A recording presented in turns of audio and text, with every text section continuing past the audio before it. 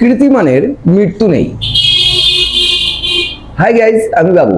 S ফালতু কথায় আপনাদের সবাইকে অনেক অনেক শুভেচ্ছা, অভিনন্দন ও ভালোবাসা।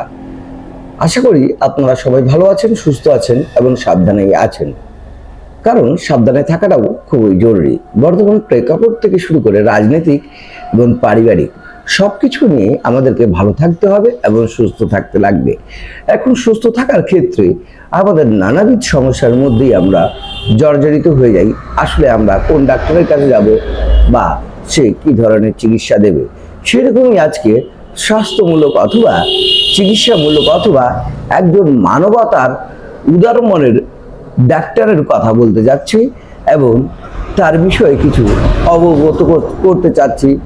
তিনি আসলে কি ধরনের মানুষ এবং তার মানবতা কেমন, এবং তিনি তার পেশাগত দায়িত্বটাকে তিনি কিভাবে নিয়েছেন, এবং তিনি আসলে এটা কি ব্যবসা হিসাবে নিয়েছেন না মানুষের উপকার করার জন্য নিয়েছেন, এই বিষয়ে আজকে আমি বাবু আপনাদের মাঝে উপস্থিত হয়েছি।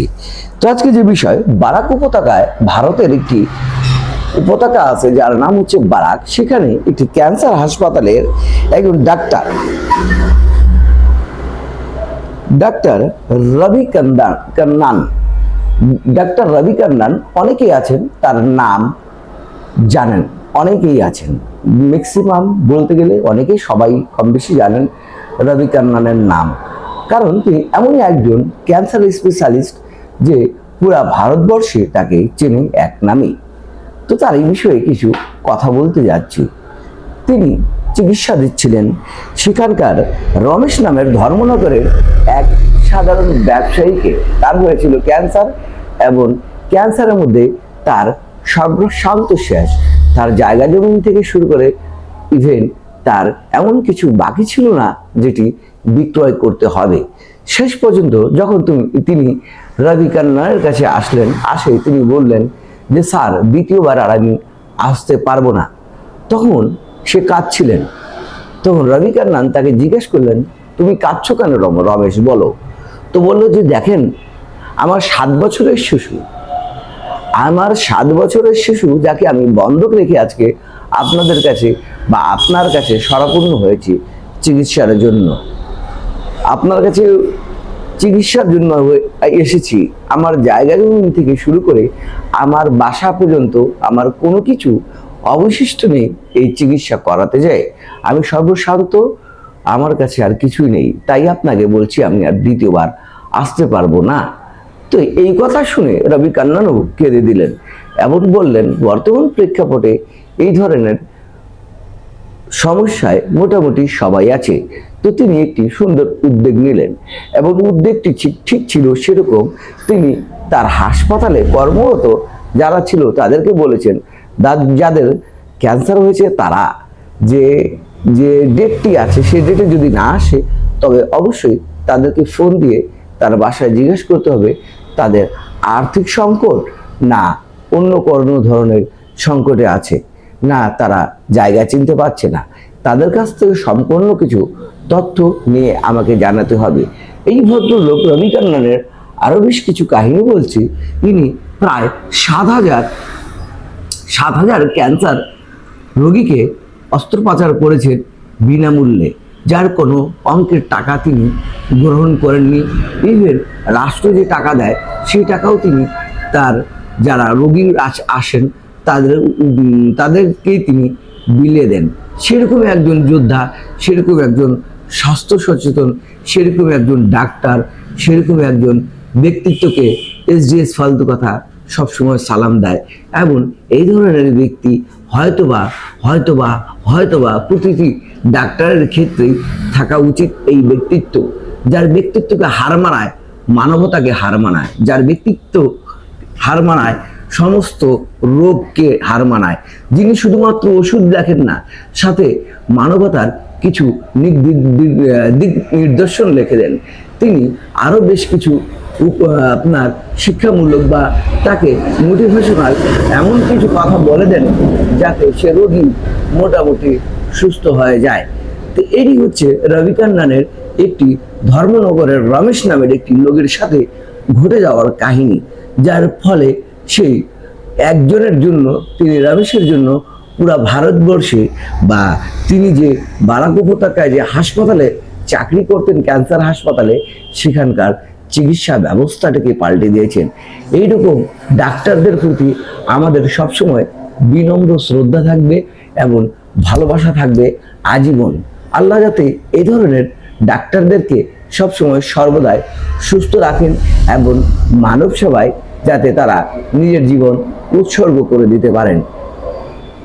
এইরকম ডাক্তার হয়তোবা যদি আমরা আমাদের বাংলাদেশে, আমার সোনার বাংলায়, আমার মাতৃভূমিতে, আমার প্রাণপ্রিয় বাংলায় যদি পেতাম, তবে হয়তোবা আমরাও গর্বিত হয়ে কোনো না কোনো একদিন, কোনো না কোনো এক অনুষ্ঠানে, কোনো না কোনো ব্যক্তি, হয়তোবা অন্য রাষ্ট্রের ব্যক্তি আমাদের সেই ডাক্তারকে নিয়ে কথা বলতেন। আমাদের বাংলাদেশের সব ডাক্তাররাই হচ্ছে কমার্শিয়াল ভাই। আপনারা ব্যবসা করতে এসেছেন, কিছুটা মানবতা দেখান। এমন কিছু রোগী আছে যার কাছে টাকা নেই, সে চিকিৎসার অভাবে ঘুরে বেড়াচ্ছে। আর মেডিকেলের চিকিৎসার কথা তো আমাদের থেকে আপনারাই ভালো জানেন, আপনারা মেডিকেলে কি চিকিৎসা দেন। তাই আপনাদের কাছে করজোরে মিনতি, নিজের জীবনটিকে এভাবে গড়েন যাতে ওই কবিতার কিছু অংশ বা গানের কিছু অংশ বলতে হয়, মরণে হাসিবে তুমি, কাঁদিবে ভবন। নিজের জীবন তুমি গড়িবে এমন, মরণে হাসিবে তুমি, কাঁদিবে ভুবন। তা আমাদের বাংলাদেশে যদি এই ধরনের কোনো চিকিৎসা ব্যবস্থায় বা স্বাস্থ্যক্ষেত্রে এই ধরনের কোনো আপনার হচ্ছে রবি কান্নানের মতো যদি কোনো লোক যদি পাওয়া যেত, হয়তোবা আমরাও গর্বিত হতাম এবং বলতাম আমাদের বাংলাদেশেও কেউ না কেউ আছে। বাংলাদেশের ইতিহাসে কেউ নাই ভাই, একটি মাত্র একজনকে আপনি দেখাতে পারবেন না। হয়তোবা আপনি হতে পারেন তার প্রথম, হতে পারেন আপনি সেটা শুরু করতে পারেন, হয়তোবা আপনি ডাক্তার মহোদয় স্যার, আপনি হতে পারেন সর্বপ্রথম উদ্যোক্তা বা এই ধরনের কোনো ভালো কাজের সবচেয়ে বড় উৎস।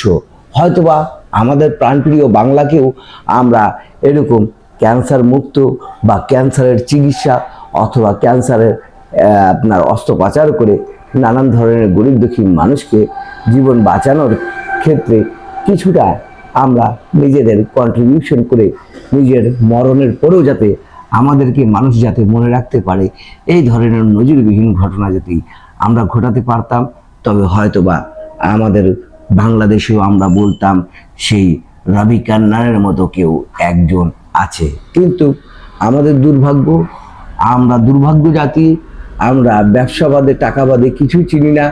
হয়তোবা এরকম আমাদের বাংলাদেশে কখনো হবে কি হবে না তাও জানা নেই।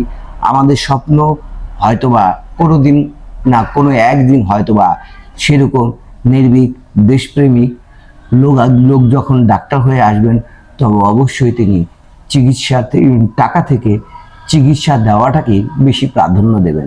আমি বাবু অনেক কথাই বলি, আর এসডিএস ফালতু কথায় ছোট একটি এই ঘটনাটি পড়ে আমার চোখে পড়লো রবি কান্নানের, তাই আপনাদের সামনে তুলে ধরলাম। হয়তো আপনারা সবাই জানেন, আপনাদেরকে জানানোর মতো আমার কিছু নাই। রবি কান্নানের পরিচয় দেওয়ার মতো আমার কাছে কিছু নাই। রবি কান্নানকে পরিচিতি করায় দেওয়ার মতো আমার কাছে কোনো কিছু নাই। রবি কান্নান নিজেই একজন হচ্ছেন প্রতিষ্ঠিত মানুষ, নিজেই একজন পরিচিত মানুষ, নিজেই একজন দেশপ্রেমিক মানুষ, নিজেই একজন হচ্ছেন রোগী প্রিয় মানুষ। যে রোগ নিয়ে যায় তাকে অবশ্যই তিনি চিকিৎসা দিয়ে ফিরে দেন, টাকার ভয়ে বা টাকা নাই দেখে সে চিকিৎসা পাবে না তাও না। তাই আমরাও আমাদের জীবনটাকে গড়ি সুন্দরভাবে। ডাক্তারদের কাছে করজোরে মিনতি, যারা গরিব আছে তাদেরকে হয়তোবা যদি আপনি আপনার ভিজিট নাও নিলে আপনার কিছু যায় আসে না, কিন্তু তার কাছে অনেক কিছু যায় আসে। অযথায় টেস্ট দিয়ে তাকে হয়রানি করবেন না, কারণ টেস্ট দিয়ে সে টেস্টের টাকায় জোগাড় করতে যায়, দেখা যায় 1 সপ্তাহ অথবা 15 দিনের টাকা সে অতিবাহিত করে যায় আপনাদের এখানে আসার পর, অথবা আপনাদের কোনো পরিচিত ডায়াগনস্টিক সেন্টারে। এমন ওষুধগুলো লিখেন না যাতে সে রোগীর কিনতে অসুবিধা হয়। যতটুকু প্রয়োজন ততটুকু ওষুধ দেন, এটিতে হয়তোবা আল্লাহর রহমতে রোগ সারে যাবে।